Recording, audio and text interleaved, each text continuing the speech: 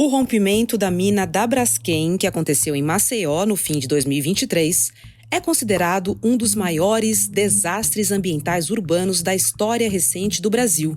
Um gigantesco afundamento de solo que afetou a vida de milhares de pessoas. Uma comissão parlamentar de inquérito foi instaurada no Senado para investigar os responsáveis pelas atividades que culminaram na tragédia.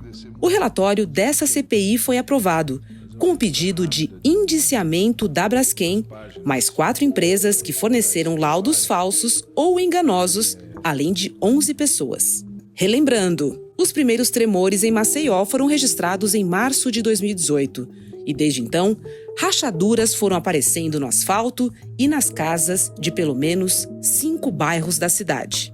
Por conta disso, mais de 60 mil pessoas tiveram que deixar suas residências sob risco de desabamento e a área afetada se tornou uma cidade fantasma. Quarta-feira, 22 de maio de 2024.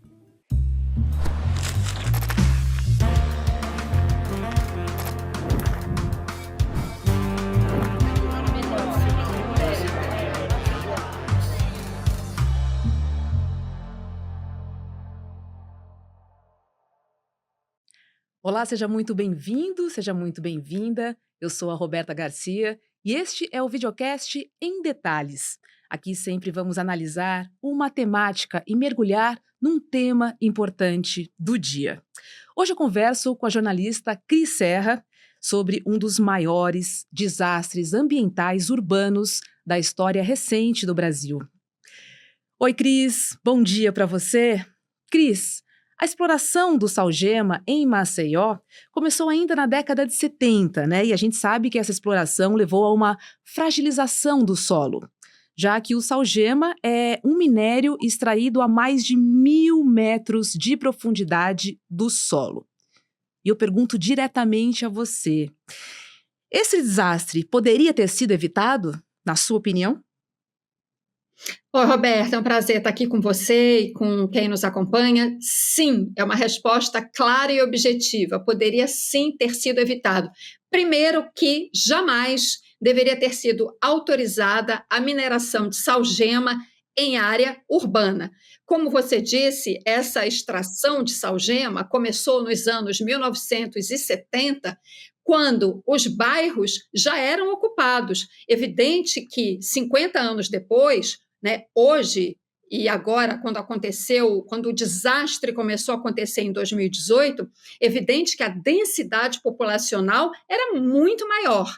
Mas mesmo naquela época, anos de 1970, já havia, sim, ocupação urbana, pessoas ali morando, havia hospitais, escolas, muito do aparelho urbano, da infraestrutura urbana de Maceió, estava ali naqueles bairros, e inclusive o bairro do Bebedouro é o bairro histórico de Maceió, com vários prédios importantes para o patrimônio histórico de Maceió, porque foi onde começou a ocupação da cidade. Então, em primeiro lugar, essa mineração jamais deveria ter sido autorizada.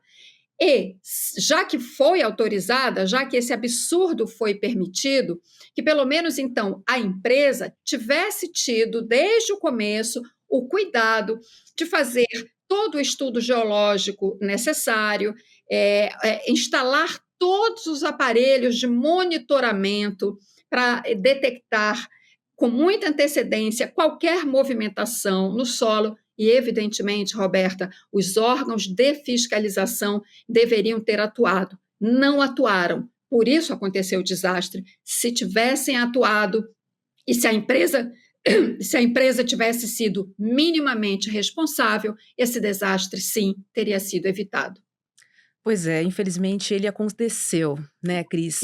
E qual é a extensão desse desastre ambiental causado pela Braskem em Maceió e quais foram os principais impactos ambientais, Cris? Isso é importante a gente falar, porque nem todo mundo acompanha no dia a dia e sabe os detalhes dessa história.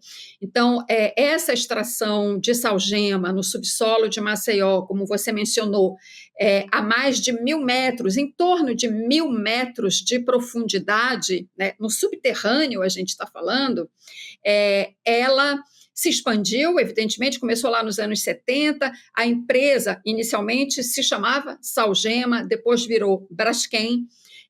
A empresa abriu um total, ao longo de todo esse período, de 35 poços de extração de salgema. Portanto, abriu 35 cavidades, né, que são as minas. Você tem lá a jazida com o minério.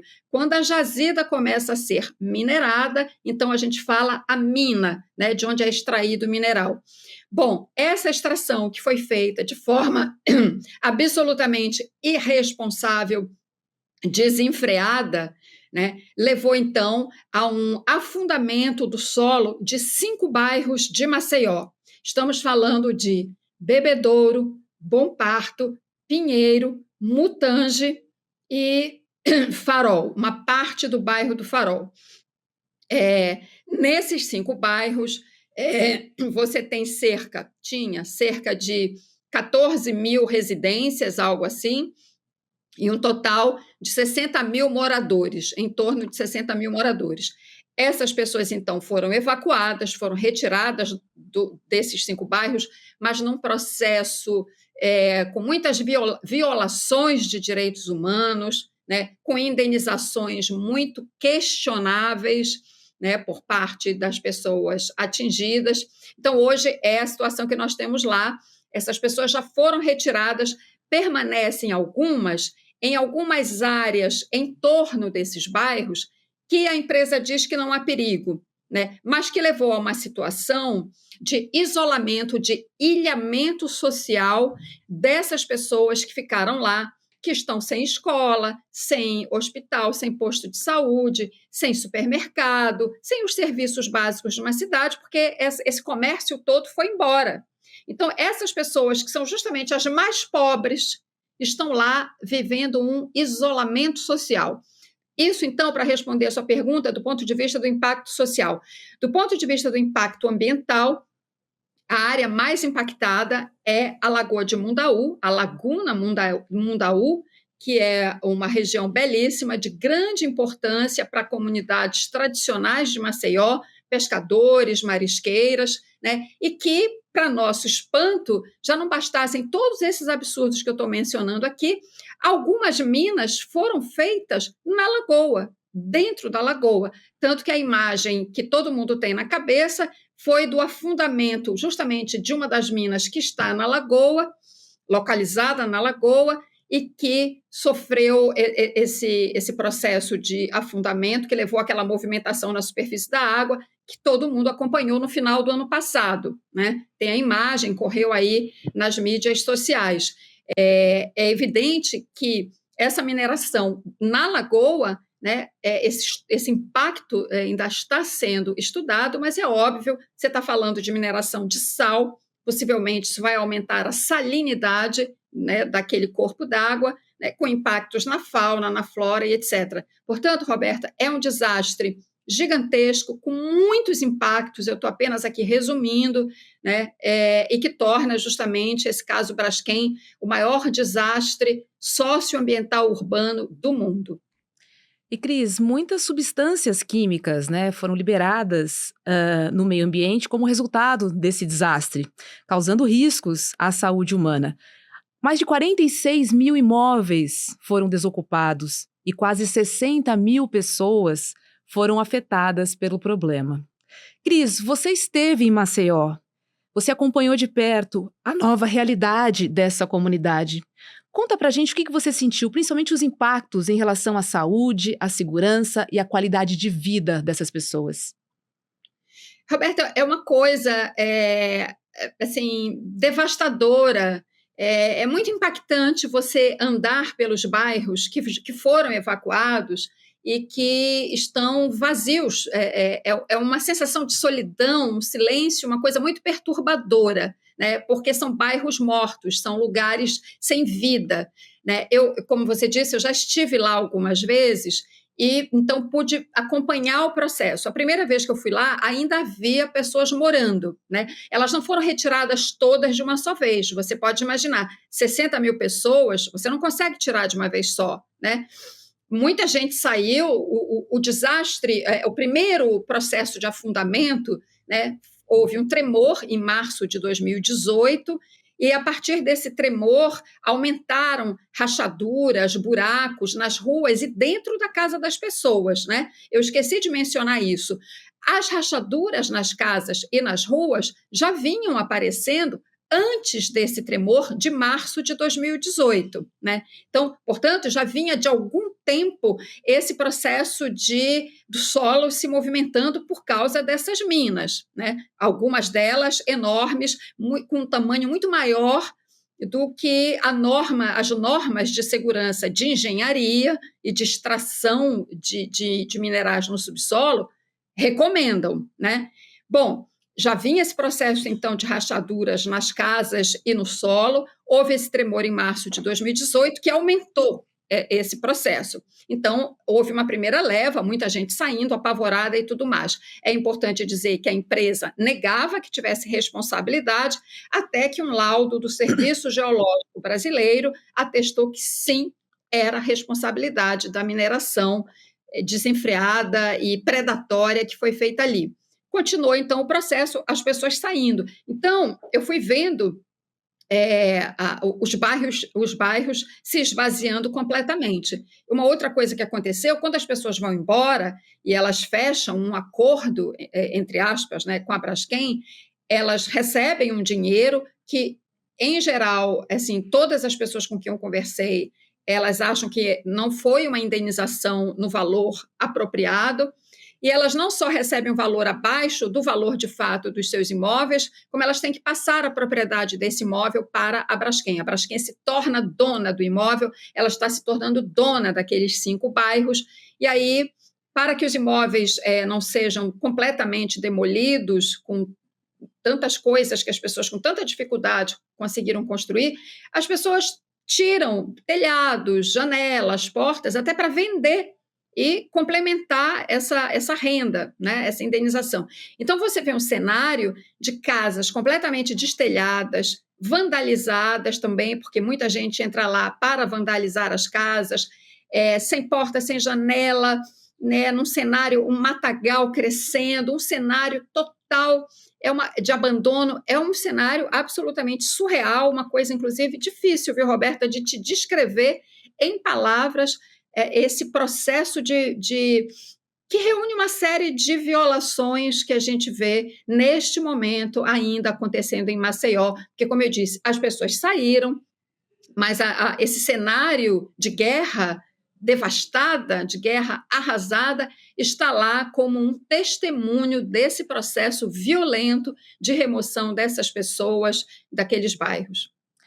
Você disse, Cris, que a remuneração, né, da Braskem aos moradores locais foi muito pequena e aquém, né, de todo o prejuízo que eles tiveram.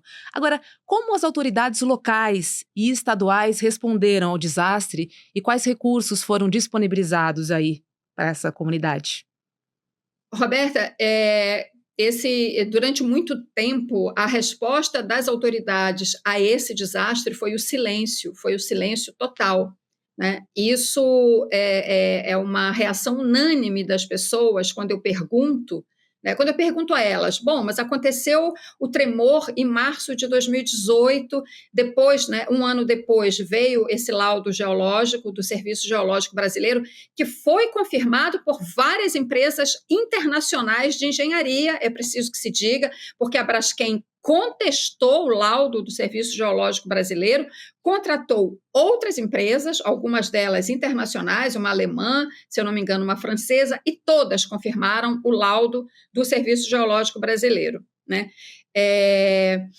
Então, em 2019, houve a confirmação de que o desastre era provocado pela mineração predatória. Pois bem, claro que aqui e ali havia uma manifestação, alguém falava, né? Mas as providências, Roberta, as providências mesmo só foram tomadas depois que o tremor aconteceu. É aquela velha história, né? Depois do leite derramado, né? Só aí é que os órgãos de fiscalização resolveram atuar, né? Tanto em nível local, em nível estadual, quanto em nível federal. A responsável pela fiscalização em nível federal é a Agência Nacional de Mineração. Em nível local, é o Instituto do Meio Ambiente. que é o órgão licenciador, né, que não licenciou como deveria ter licenciado, né, exigindo uma série de comprovações, de exigências que deveria ter feito. Não fez isso. Bom, depois que o tremor aconteceu, aí laudo disso, laudo daquilo, multa daqui, multa dali. Agora, os políticos em geral, governador, prefeito, políticos, deputados, parlamentares, né, durante muito tempo, como eu disse, foi o silêncio. Agora, como houve esse problema com essa mina na Lagoa de Mundaú, a mina 18, no final do ano passado, aí todo mundo resolveu se mexer, e aí você vê agora um monte de gente falando que a Braskem é isso, que a Braskem é aquilo.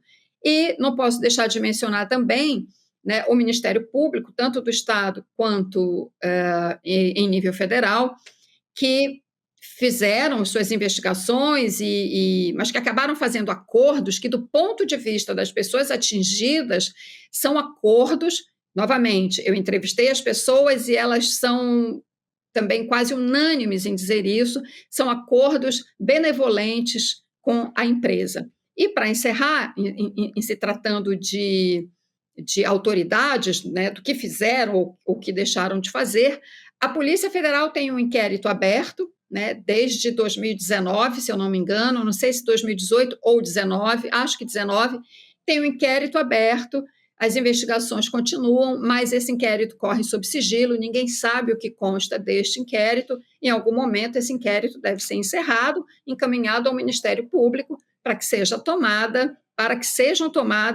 né, as devidas, as medidas adequadas e que para que este crime não fique sem castigo. Ou seja, Cris, falhas regulatórias e também de fiscalização, né, permitiram que esse desastre ambiental acontecesse. A gente está falando aqui tanto do estado do Alagoas, né, dos órgãos ambientais do estado do Alagoas, como do IBAMA, como da Agência Nacional de Mineração. Você enxerga, então, aí uma certa conivência do poder público, né? Eu enxergo conivência, enxergo negligência, enxergo total omissão. Total omissão. E falo isso com uma certa tranquilidade, porque eu estudei o processo de licenciamento dessa atividade minerária. É importante aqui dizer, o processo de licenciamento feito pelo Instituto do Meio Ambiente de Alagoas, é o IMA, né? É o órgão local responsável pelo licenciamento. É importante que se diga, Roberta, esse é um caso bastante complexo, então, de vez em quando, eu tenho que fazer uns parênteses aqui para dar umas explicações. Quando começou essa mineração, de fato, não havia regulação sobre meio ambiente no Brasil. Existia uma lei aqui, outra ali, mas uma coisa assim muito desarticulada. Não existia o que a gente tem hoje, que é um arcabouço de legislação ambiental muito forte, muito consistente. Bom, a mineração, então, começou, não havia legislação ambiental, embora houvesse algum tipo de norma aqui e ali que deveria ter sido respeitado, e nem essas normas foram.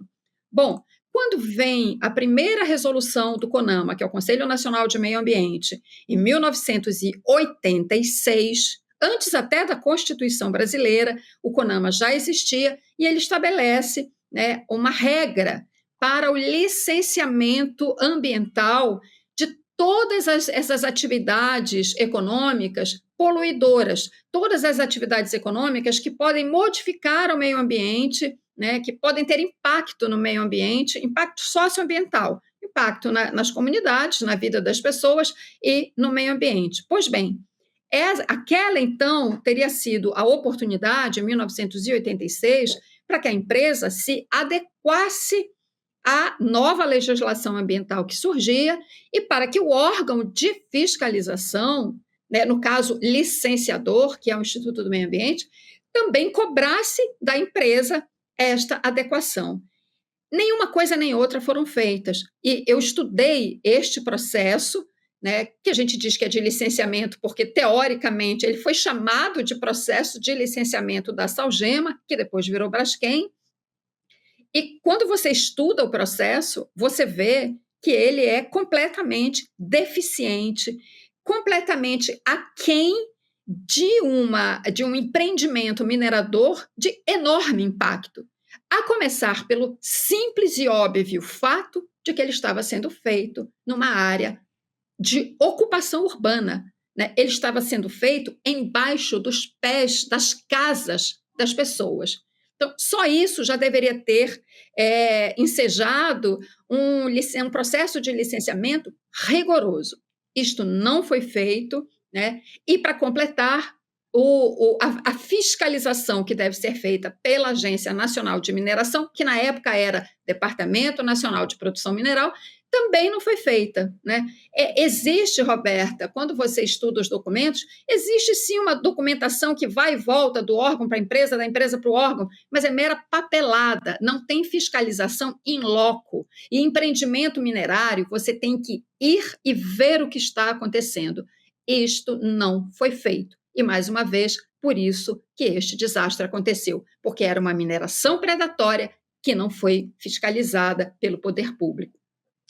Agora a gente vê dois grupos muito claros, né? Um é o da população, mais frágil e vulnerável. E outro a gente pode colocar aí o poder público, né, com os interesses privados da mineradora. Ou seja, é uma potência muito grande aqui, né, sobre esses pequenos que são impactados e não tem muito poder de ação, não tem a caneta e não tem nem a palavra, né, Cris? Roberta, um poder público capturado pelo interesse da empresa, pelos interesses da empresa. Uma empresa que é bom que se diga, quando foi instalada lá nos anos de 1970, ela foi enfiada goela abaixo da população de Maceió. Houve resistência, houve gente que criticou, estudiosos se posicionaram e apontaram os riscos, alertaram sim que poderia acontecer subsidência, que é o afundamento do solo, né? Agora, a gente está falando de uma empresa que naquela época era formada por um grupo privado nacional, um grupo privado internacional e pelo capital estatal, BNDES, na época que era BNDE, né? Nós estamos falando exatamente, essa empresa foi formada ali em 1970, 71. Governo Médici, né? Governo Médici, exatamente, governo Médici, em plena ditadura, né? Bem lembrado, em plena ditadura. O grupo privado internacional que compôs, né, que fez parte desta composição societária, a primeira composição societária da empresa Salgema, porque depois ela passou por N mudanças societárias até chegar Braskem, na época do grupo Odebrecht, e com participação da Petrobras. Mas voltando, esse primeiro grupo privado internacional que compunha esse arranjo societário da Salgema era ninguém mais, ninguém menos do que a DuPont Internacional, que é uma das gigantes do setor petroquímico mundial. Então, você está falando, né, do povo contra essa gigante do capital multinacional, internacional. É uma diferença de poder, né, que assim, não tem como comparar. É um rolo, por isso foi um rolo compressor que passou ali com a anuência dos poderes políticos locais na época, que estenderam tapete vermelho para esta empresa se instalar em Maceió. E é importante que se diga aqui também, Roberta, essa mineração de salgema, ela foi feita nessa região dos 5 bairros para que este mineral salgema fosse a matéria-prima usada numa fábrica em Maceió, uma fábrica de cloro-soda, uma fábrica de cloro e de soda cáustica, que são produtos usados na indústria petroquímica, e esta fábrica foi instalada numa região, num bairro de Maceió, chamado Pontal da Barra. Pontal da Barra é uma ponta de restinga entre a Lagoa Mundaú e o mar. Este é outro crime ecológico que está associado intimamente a este caso do afundamento dos bairros em Maceió. Você tem 2 locais de crime ecológico: a mineração de salgema e a 8 quilômetros do local de mineração da salgema, você tem esta fábrica de cloro-soda instalada no Pontal da Barra, que é uma área de restinga, um ecossistema frágil, onde jamais deveria ter sido autorizada também a instalação desta fábrica. Então, nós estamos falando de um conjunto de violações, né, enorme, que vem sendo permitido ao longo desses 50 anos. Eu não posso encerrar nossa entrevista sem te perguntar, porque um passarinho já me contou que você anda escrevendo muito sobre esse assunto que a gente está tratando aqui no Em Detalhes de hoje. Sim, Roberta, eu estou escrevendo, meu próximo livro é sobre esse assunto, porque eu acho isso um absurdo, essa história.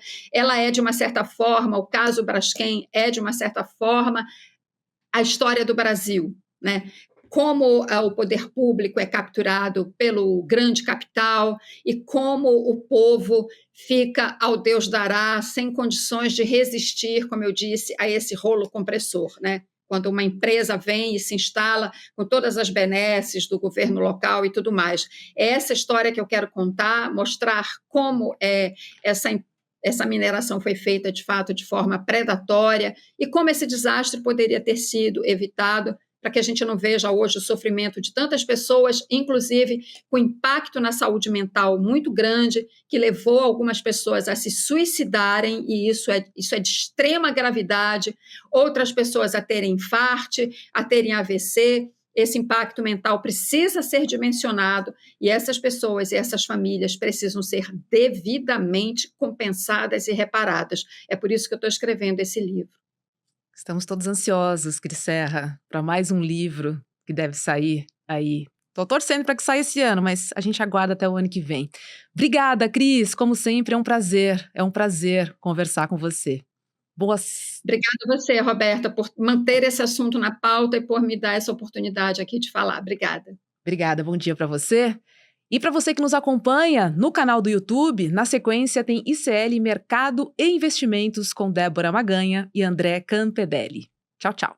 E aqui eu tenho o que é mais raro e mais importante para o jornalista: liberdade total de opinião. Eu nunca trabalhei numa empresa jornalística onde a gente realmente pudesse dizer aquilo que a gente pensa verdadeiramente. Como é que você vai fazer uma crítica se você tem patrocínio do agronegócio, das indústrias de bebida ou de comida processada? Então, independência econômica, é aí que a gente faz a diferença. Bom, o fato da gente não ter patrocínio, não ter rabo preso com ninguém, acho que dá essa força para a gente poder falar realmente o que a gente pensa, da gente ser independente. Aqui eu tenho a liberdade para falar o que eu quero, para ser eu mesmo. Eu não preciso mentir. A partir do momento que você trabalha num lugar que você tem a liberdade de comentar, né, de discordar, a opinião é colocada na mesa e todo mundo com a sua opinião soma. O ICL foi escolhido o melhor canal de opinião do Brasil porque a gente está muito comprometido em ter opiniões diversas, muitos especialistas. É o único canal que não tem o comprometimento com empresas, com lobby, com publicidade, com monetização, enfim. É um canal 100% livre. Absolutamente independente dos interesses das pessoas que são mais poderosas no país.